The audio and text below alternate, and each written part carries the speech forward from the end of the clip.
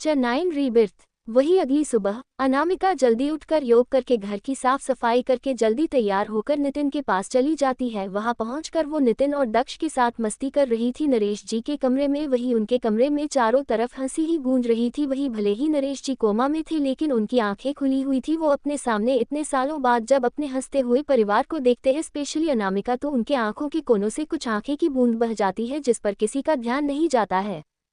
अब आगे वही अनामिका और दक्ष कभी नितिन को पकड़ते तो कभी गुदगुदी करते। वो लोग अभी मस्ती कर ही रहे थे कि तभी वहां स्वाति जी आ जाती है और उन्हें रोकते हुए बोलती है, बस बहुत मस्ती हो गई है, चलो जल्दी ब्रेकफास्ट कर लो, फिर कॉलेज भी जाना। इन्हें याद ना दिलाओ तो ये दिन भर खेलते ही रहे, चलो अब। वही वो लोग दांत से बचने के लिए तुरंत बाहर भाग जाते हैं।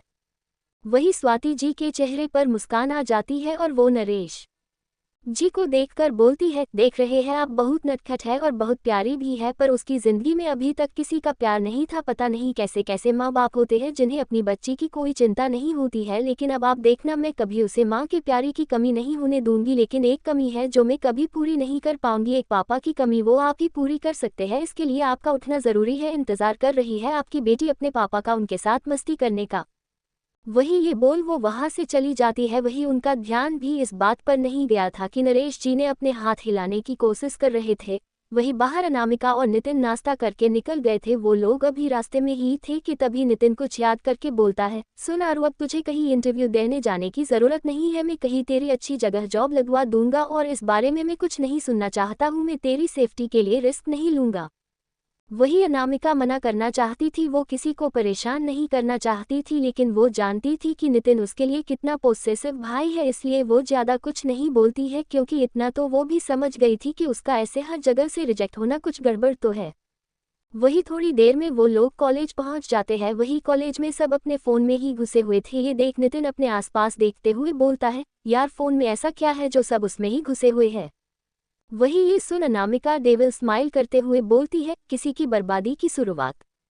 वही नितिन भी उसकी बातों से समझ गया था कि ये सब अनामिका का ही किया धरा है। ये सोच वो तुरंत अपना फोन निकालता है। जब फोन देखता है तो उसमें कुछ वीडियोस थी जिसमें मायरा और उसकी चमचिया कुछ बच्चों को बुली कर रहे थे। बुली वर्ड तो बहुत ही छोटा है, वो लोग उसे असॉल्ट कर रहे थे मेंटली और फिजिकली। और उसमें ये भी बताया जा रहा था उसमें से कुछ बच्चों ने सुसाइड कर लिया है। उसमें ये भी बताया जा रहा था कि उन बच्चों के पेरेंट्स ने जब पुलिस कंप्लेन करी तो मायरा ने सहगल फैमिली का नाम यूज किया जिससे वो हमेशा बच जाती थी। वही नितिन तो पूरी रिपोर्ट पढ़ने से शॉक में आ गया था। वो हैरान होकर अनामिका को देखता है, फिर अपने आसपास देख धीरे से अनामिका से पूछता है, यार अनु, तुझे ये सारी चीजें कैसे पता है? क्या तू उस पर नजर रखती थी? वही अनामिका एक मुस्कान के साथ बोलती है, भाई बाद में बात करते हैं इस बारे में, अभी हम क्लास के लिए लेट हो रहे हैं। वही क्लास की याद आते ही वो होश में आता है। फिर वो लोग लेक्चर अटेंड करने चले जाते हैं। वही दूसरी तरफ आदित्य अपने ऑफिस में बैठे हुए था और किसी चीज का बेसब्री से इंतजार कर रहा था। वही वो थोड़ा थोड़ा फ्रस्ट्रेट भी हो रहा था। वो अपने साथ में एक फाइल पकड़कर उसे पढ़ने की कोशिश कर रहा था, लेकिन उसका ध्यान ही नहीं लगा था। वो अपने हाथ में पकड़ी हुई फाइल को टेबल पर पटक देता है और फ्रस्ट्रेट होते हुए बोलता है, ये करण पता नहीं ऐसा क्या कर रहा है जो इसे इतनी देर लग रही है। वो अभी ये सब खुद से बोल ही रहा था कि तभी कोई उसकी केबिन को नॉक करता है। वही नॉक की आवाज से आदित्य एक्साइटेड हो जाता है, लेकिन जैसे तैसे खुद को नॉर्मल करके कॉमन बोलता है तो करण अंदर आता है और बोलता है, सर अपने जो इन्फॉर्मेशन निकालने के लिए कहा था वो हमें मिल गई है। उनका पूरा नाम अनामिका सहगल है। वो सहगल फैमिली की एकलौती प्रिंसेस है, लेकिन वो उनके साथ नहीं रहती है। जब वो 9 साल की थी तभी उन्होंने अपना घर छोड़ दिया था। तब उनके दादाजी ने उनके लिए एक अपार्टमेंट खरीदकर उन्हें दे दिया। इस बारे में किसी को नहीं पता है। उस लड़की की फैमिली उसे पसंद नहीं करती है, सिर्फ उसके दादाजी और दादी जी ही को मिस अनामिका से मतलब है, वरना बाकी सबको तो उनके होने ना होने से फर्क ही नहीं पड़ता है। वही ये सुन आदित्य की आईब्रो रेस करता है, फिर पूछता है, लेकिन सहगल फैमिली की तो एक ही प्रिंसेस है ना जिसे वो लोग हर गेट टुगेदर में और बिजनेस मीटिंग मिला, लेकिन वो अनामिका तो नहीं थी, वो तो कोई और ही लड़की थी। वही ये सुन करण उसके पास जाकर उसकी टेबल पर से ग्लास उठाकर पी लेता है, क्योंकि वो बोलते बोलते थक गया था। वही उसे ऐसे देख आदित्य अपनी आंखें छोटी कर लेता है और बोलता है, करण हम ऑफिस में हैं तो बिहेव योर सेल्फ। वही ये सुन करण मुंह बनाकर बोलता है, यार एक तो तेरे काम के लिए पूरे टाइम परेशान हो, ऊपर से तू मुझे ही सुनाता है। वही आदित्य उसे घूरता है तो ये देख करण बोलता है, हाँ बताता हूँ, अनामिका जब 2 साल की थी तभी उसके पेरेंट्स डोनेशन देने के लिए एक अनाथ आश्रम गए थे। वहीं जब वो लोग वहां से वापस आए तो मायरा उनकी कार में छुपकर आ गई थी। उन्हें उस पर दया आ गई, इसलिए उन्होंने उसे अडॉप्ट कर लिया। वही कुछ टाइम तो सब ठीक चल रहा था, लेकिन थोड़े टाइम बाद घर में जो भी गलत होता उन सब का इल्ज़ाम अनामिका पर आता था, लेकिन वो सब मायरा करती थी। वही मायरा ने अनामिका के पेरेंट्स को अपनी साइड कर रखा है और उनके आंखों में तो पट्टी बंधी है। वही अनामिका के 2 भाई हैं। वही जब अनामिका ने घर छोड़ा था तब वो लोग भी घर छोड़कर चले गए थे। वो अनामिका के साथ रहना चाहते थे, लेकिन अनामिका उस वक्त उन सब से बहुत दूर जाना चाहती थी, इसलिए उसने उन दोनों को अपने साथ आने नहीं दिया था। वही दादी ने उन दोनों को पढ़ाई के लिए लंदन भेज दिया। वही आदित्य कुछ सोचते हुए बोलता है, लेकिन ऐसा भी क्या हुआ था कि अनामिका ने अपना घर इतनी छोटी उम्र में छोड़ दिया और उन लोगों ने एक बार भी उसके बारे में नहीं सोचा, और तुझे इतना सब कैसे पता है? वही करण बोलता है, ज्यादा मुश्किल नहीं था, बस वहां के एक पुराने नौकर को कुछ रुपए दे दिए और उसने तो मुझे ये भी बताया कि उसने देखा था कि वो मायरा को जब पता चला कि दादाजी ने सारी प्रॉपर्टी अनामिका और अपने दोनों पोते के नाम कर दी है तो उसने उन्हें जहर देने की कोशिश करी थी। वही उस नौकर ने ये बात अनामिका को बता दिया। वही अनामिका ने तुरंत बचा लिया था, लेकिन मायरा है बहुत चालाक, उसने सब में अनामिका को फंसा दिया। तब अनामिका के डैड ने उस पर हाथ उठा दिया था, तब अनामिका ने उस घर को छोड़ दिया था। उस नौकर ने सच बोलने की कोशिश करी थी, लेकिन हालात बहुत बिगाड़ गए थे और उसके पास कोई सबूत ही नहीं थे खुद को साबित करने के लिए, इसलिए वो उस वक्त शांत रह गया था। उसके ऊपर भी उसके परिवार की जिम्मेदारी थी। वही आदित्य जब ये सब सुनता है तो उसके हाथ की मुठियां बन गई थी। वो गुस्से में बोलता है, जिन की वजह से मेरी डॉल परेशान, जिसकी वजह से उसकी आंखों में आंसू आए, मैं उन्हें छोड़ूंगा नहीं। वही करण मुंह फाड़े उसे देखता है और बोलता है, वो तेरी डॉल कब हो गई? 1 मिनट, तू डॉल तो उसे ही बोलता था ना जो हमारे स्कूल में थी, बहुत क्यूट सी। क्या ये वही है यार? मैं तो पहचान ही नहीं पाया, लेकिन तूने उसे कैसे पहचाना? वही ये सुन आदित्य के चेहरे पर कातिल मुस्कान आ जाती है। वही उसकी मुस्कान देखकर तो करण का मुंह खुला का खुला रह जाता है। वो हैरानी से बोलता है, तू मुस्कुरा रहा है? मेरे कभी तुझे मुस्कुराते हुए नहीं देखा। वही आदित्य उसकी बातों को इग्नोर करता है और बोलता है, तू उसकी फोटो लेकर आया है क्या? वही ये सुन करण अपने पास रखी फाइल को उसको दे देता है। वही वो फाइल लेते ही आदित्य करण को देखता है जो अभी भी वही बैठा था। ये देख वो उसे घूरता है और बोलता है, तेरी थोड़ी देर बाद मीटिंग है ना, चल निकल अभी। वही ये सुन करण का चेहरा उतर जाता है और वो उसे घूरते हुए बोलता है, एहसान फरामोश। वो ये बोल वहां से जा ही रहा था कि तभी आदित्य को कुछ याद आता है और वो करण को रोकते हुए बोलता है, तूने पता किया कल उसके साथ हुआ क्या था और वो गुंडे कौन थे? वही ये सुन करण बोलता है, अब आया ना लाइन पर। वही आदित्य उस घूरता है तो करण गला साफ करते हुए बोलता है, वो उन गुंडों को मायरा ने हायर किया था। वो किसी ने मायरा की पोल खोल दी थी कॉलेज में और मायरा को लगता है कि इसके पीछे अनामिका का हाथ है, इसलिए वो इसके आगे कुछ बोलने की उसकी हिम्मत ही नहीं होती है, क्योंकि वो जानता था कि आगे की बात सुनकर आदित्य का क्या एक्सप्रेशन होने वाला है। वही आदित्य जब उसे ऐसे अटकते हुए देखता है तो उसे घूरते हुए बोलता है, आगे भी बोलोगे? वही करण अपनी बात कंटिन्यू करते हुए बोलता है, वो मायरा ने उसे पैसे दिए थे अनामिका को मोलेस्ट करने के लिए और उसका वीडियो बनाने के लिए। वही जब आदित्य ये सुनता है तो उसकी आंखें गुस्से से लाल हो जाती है। वो गुस्से में अपने दोनों हाथ टेबल पर मरता है और दहाड़ते हुए बोलता है, उन लोगों की इतनी हिम्मत, लगता है उन्हें उनकी जिंदगी प्यारी नहीं थी। करण, वो लोग मुझे बेसमेंट में चाहिए, उन लोगों में खुद अपने हाथ से सजा दूंगा। वही उनकी बात सुनकर करण तो डर की वजह से कांप उठता है, क्योंकि वो जानता था कि आदित्य कितना खतरनाक है। वो बिना ज्यादा कुछ बोले हमें सर हिलाकर वहां से भाग जाता है, क्योंकि उसकी जान उसे बहुत प्यारी है। वही उसके जाने के बाद भी आदित्य का गुस्सा शांत नहीं हुआ था। तभी उसका ध्यान वहां रखी टेबल पर जाता है जहां अनामिका की फाइल रखी थी। वो खुद को शांत करता है और उस फाइल को उठाकर जैसे ही खोलता है उसमें सबसे पहले अनामिका की फोटो दिखाई देती है। वही उस फोटो पर अपना हाथ फेरते हैं और बोलता है, डॉल डोंट वरी, अब मैं हूँ तुम्हारे साथ, अब कोई भी तुम्हें परेशान नहीं कर पाएगा, अब मैं हमेशा ही तुम्हें प्रोटेक्ट करूंगा माय डॉल। ये वो उस फोटो को किस कर लेता है। वो अभी प्यार से उस फोटो को देखने लगता है। इन सब बातों में आदित्य और करण दोनों ही नितिन वाली बात भूल जाते हैं।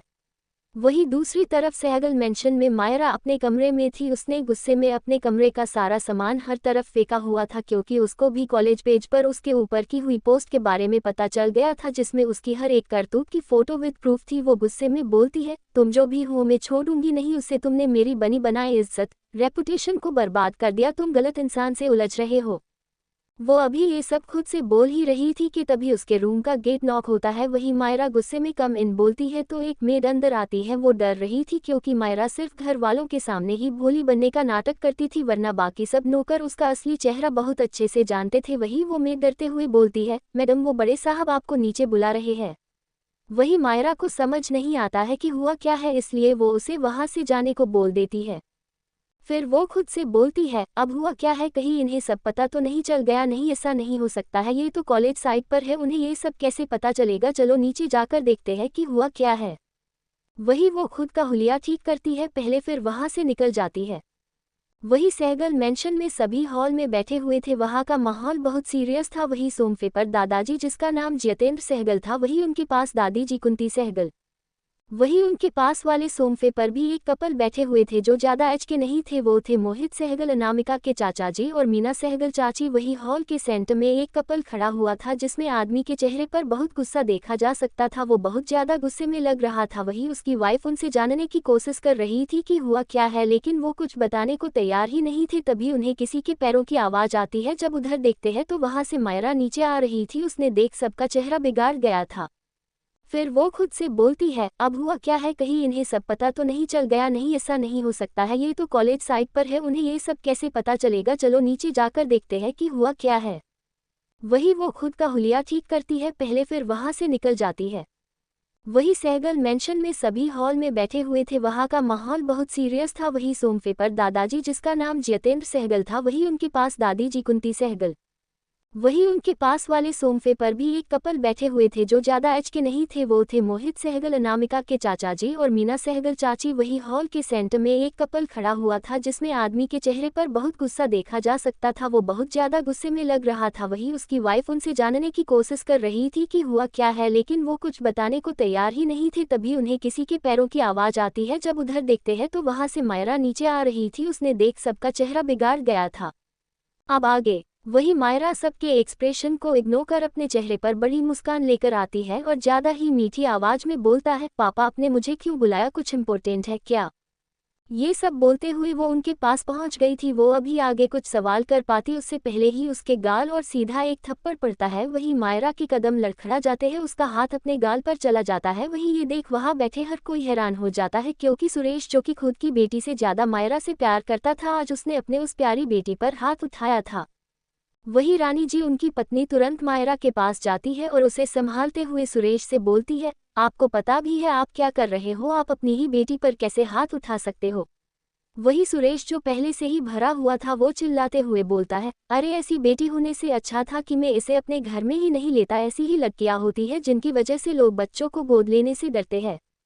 वही किसी को भी सुरेश की बात समझ नहीं आती है। वही मायरा की आंखों में आंसू आ जाते हैं, क्योंकि चाहे जो जैसी भी थी, लेकिन सुरेश जी से बहुत प्यार करती थी, क्योंकि वो हमेशा उसका साथ देते थे। लेकिन आज उन्होंने ही उस पर हाथ उठाया था। अब ये आगे क्या मोड़ लेकर आता है, ये तो समय के साथ ही पता चलेगा। वही रानी जी झलाते हुए बोलती है, अब आप बताओगे भी कि हुआ क्या है और अपने बेचारी बच्ची पर हाथ क्यों उठाया। वही दादाजी को भी समझ नहीं आता है कि अचानक से हुआ क्या है। वही सुरेश जी वापस से गुस्से में बोलते हैं, इस लड़की के कारनामों की वजह से इसे कॉलेज से निकाल दिया गया है। अरे क्या कमी रह गई थी हमारे प्यार में जो तुम इतना गिर सकती हो। तुमने जो मांगा हमने तुम्हें वो सब दिया, लेकिन नहीं, तुम तो किसी के प्यार के लायक ही नहीं हो। हमने तुम्हें हमारी खुद की बेटी से बढ़कर माना, हमने खुद की बेटी से रिश्ता तोड़ लिया था। आज मैं अपनी सारी गलतियों को ठीक करूंगा। मैं आज तुम्हारे नाम के पीछे से सहगल सरनेम छिनता हूँ, मैं खुद ये अनाउंस करूंगा। वही मायरा के पैरों से तो जमीन ही खिसक गई थी। वो रोते हुए बोलती है, नहीं पापा, ये सब मैंने नहीं किया है। मैं ये सब आपको बताना नहीं चाहती थी, क्योंकि मैं जानती थी आप अनामिका से पहले ही बहुत नफरत करते हैं। अगर मैंने आपको ये बताया होता तो बात और बिगड़ जाती। वही रानी जी के लिए तो सबसे ज्यादा जरूरी उनकी प्यारी बेटी मायरा ही थी, क्योंकि बचपन से उनके सारे बच्चे उनसे दूर चले गए थे। इसका फायदा उठाकर मायरा उनके बहुत क्लोज आ गई थी। वही रानी जी मायरा का साथ देते हुए बोलती है, आप जानते नहीं हो क्या हमारी बेटी कैसी है, ये सब जरूर उस लड़की का ही किया होगा। जलती है वो मेरी बेटी से, पता नहीं मैंने कौन से बुरे कर्म करे थे जो मैंने उस जैसी लड़की को जन्म दिया। मुझे पहले ही पता होता तो मैं पहले ही उसे मार डालती। उन्होंने अभी ये बोला ही था कि तभी कोई उनको झनाटेदार थप्पड़ पड़ता है। वो 2 कदम लड़खड़ा जाती है। वो हैरान हो जाती है, क्योंकि कभी किसी ने उस पर हाथ नहीं उठाया था, लेकिन इतनी हिम्मत आई किसमें है। वही जब वो सामने देखती है तो वहाँ दादी खड़ी थी जो गुस्से से उसे घूर रही थी। उसका चेहरा गुस्से से लाल था। वो दहाड़ते हुए बोलती है, खबरदार, अगर हमने तुम्हारे मुंह से हमारी पोती के लिए कुछ गलत सुना तो अरे तुम माँ के नाम पर कलंक हो। जहाँ तुम्हारी बेटी खुद की माँ के लिए रोटी रहती थी लेकिन तुम्हें उसका रोना नहीं दिखता था। तुम्हें तो ये अनाथ ज्यादा प्यारी थी अपनी बेटी से। वही रानी जी की आंखों में तो आंसू आ गए थे। उन्होंने कभी नहीं सोचा था उनकी सास जिन्हें वो अपनी माँ की तरह मानती थी आज उन्होंने उस पर हाथ उठाया और उन्हें इतना सुना रही थी। वो अपनी कांपती हुई आवाज में बोलती है, माँ ये आप।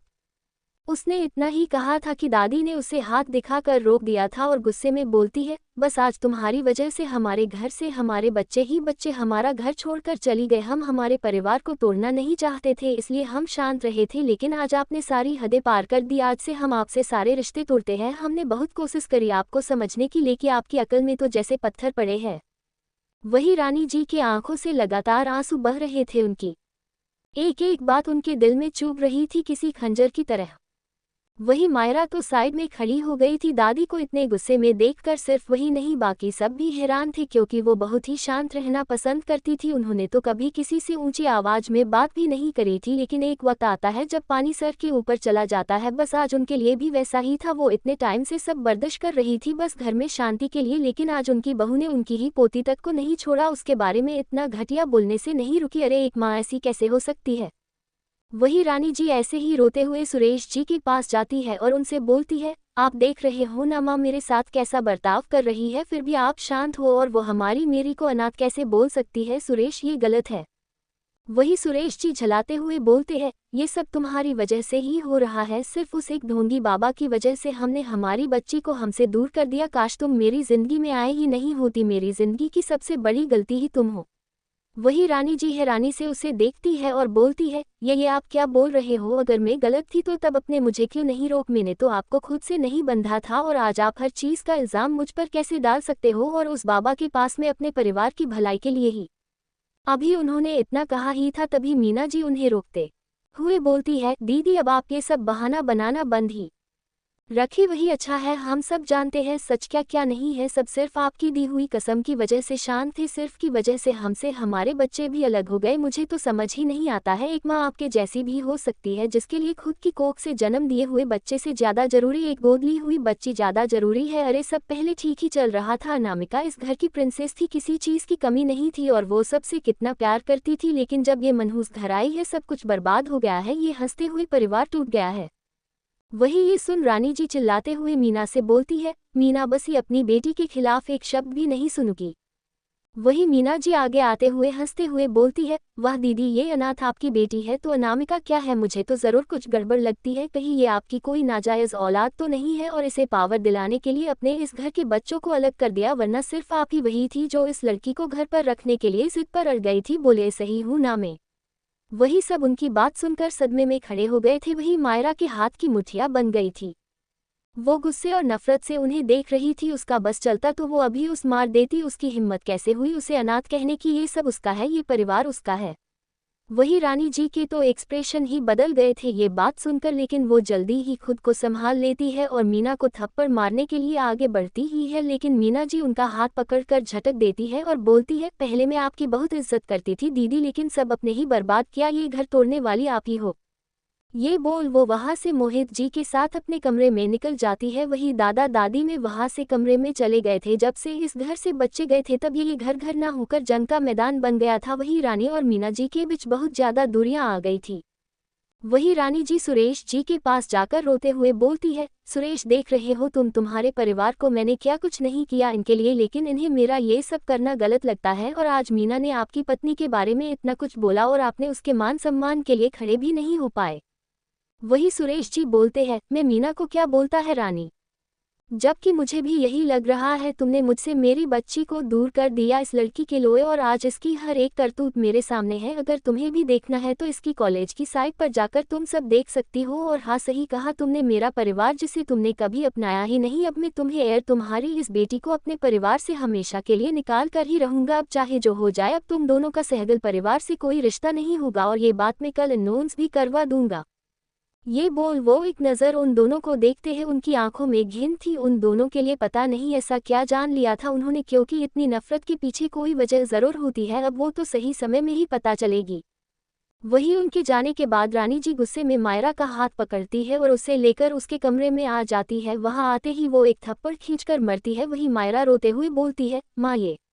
अभी उसने इतना ही बोल था कि रानी जी चिल्लाते हुए बोलती है, नालायक लड़की, ये सब क्या है? बड़ी मुश्किल से मैंने तुझे वो जगह दिलाई थी जो उस अनामिका की थी। इन सब के लिए मैंने क्या नहीं किया, लेकिन तूने सब बर्बाद कर दिया। तेरी वजह से आज सबने मुझ पर उंगली उठाए, मुझ पर हाथ उठाया, आज मेरे ऊपर उंगली उठी है। बोल अब हुआ क्या है? वही मायरा बहुत डरी हुई थी। वो डरते हुए बोलती है, माँ किसी ने मेरे सारे अफेयर और मैंने जिनके साथ कॉलेज में रैगिंग करी थी, लेकिन माँ मुझे नहीं पता ये सब किसने किया है। प्लीज़ आप कुछ करो, क्योंकि मैं अपने नाम के पीछे से सहगल सरनेम नहीं जाने दे सकती हूँ। यही मेरी पहचान है माँ। अगर ये बात बाहर आ गई कि मैं गोद ली हुई बेटी हूँ तो मेरी इज्जत बर्बाद हो जाएगी। सब मुझे अजीब अजीब नज़रों से देखेंगे। माँ मैं ये बर्दाश्त नहीं कर पाऊंगी। वही रानी जी उस पर चिल्लाते हुए बोलती है, एक तो तूने सब बर्बाद कर दिया। मैं बड़ी मुश्किल से यहाँ तक पहुँची थी, बस थोड़ा और टाइम चाहिए था, फिर हमारे पास बहुत कुछ होता, लेकिन नहीं, तूने सब बर्बाद कर दिया। मेरे इतने साल की मेहनत सब बर्बाद हो गई। वही मायरा को अपनी माँ से बहुत डर लग रहा था। वही रानी जी सब कुछ इग्नोर करके कुछ सोचने लगती है। तभी उन्हें कुछ याद आता है और वो किसी को कॉल करती है और कुछ बात करने लगती है। वही मायरा भी उनकी बात सुनने लगती है। वहीं दूसरी तरफ कॉलेज खत्म हो गया था। अनामिका जैसे ही क्लास से बाहर निकलती है तो उसे नितिन खड़ा मिलता है। वही अनामिका उसके पास आकर बोलती है, भाई जल्दी घर चलो, मुझे भूख लग रही है, माँ ने कुछ अच्छा बनाया होगा। वही नितिन उसके सर पर मारते हुए बोलता है, आरू सही में यार, तुम खाने और सोने के अलावा कुछ आता ही नहीं है, चल अब। वही अनामिका का मुंह बिगाड़ जाता है। वही वो लोग कॉलेज से निकलकर पार्किंग में आ जाते हैं। वही कुछ याद करके नितिन अनामिका से बोलता है, वैसे आरू तुझे पता है उस चुड़ैल को कॉलेज से निकाल दिया है। उसके पापा को कॉलेज में बुलाया था, वो चुड़ैल तो नहीं आई थी, उसमें इतनी हिम्मत नहीं थी यहाँ आकर सबको फेस करे। वो ये बोल हंसने लगता है, लेकिन उसका ध्यान अनामिका पर नहीं जाता है जिसका चेहरा उतरा हुआ था। वही अपने पापा का जिक्र सुनकर अनामिका की आंखों के सामने उसके पापा का चेहरा आ जाता है, जब वो बचपन में उनके साथ खेलती थी। फिर सीन चेंज होता है जहाँ अनामिका उसके सामने गिड़गिड़ा रही थी। आज की स्टोरी यही खत्म होती है। ज़्यादा से ज़्यादा लाइक, शेयर, कमेंट और सब्सक्राइब कीजिए, या क्रेडिट ऑथर एक हो सकता है।